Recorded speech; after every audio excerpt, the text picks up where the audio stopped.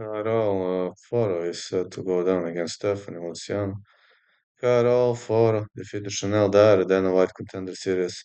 She came as a fearsome striker and knockout artist, but she had extremely tough opponent, and now her opponent is even tougher. It's gonna be Stephanie Luciano. Another shoot boxer out to Belo Horizonte, Minas Gerais, 5'6", 65.5 inches of reach. She choked out Raven Oliveira, lost to Sam Hughes, defeated Alita Alencar, and had a draw. I believe this is going to be a very much of a technical fight. And I'm saying fight starts round 3. Now, Stephanie Luciano offers more experience and she offers a better submission game from what I've seen. Again, this submission offense doesn't have to mean that she is going to win or lose, but I would have to give a slight advantage to Stephanie Luciano. If this fight happens, again, fight starts round 3 is my call.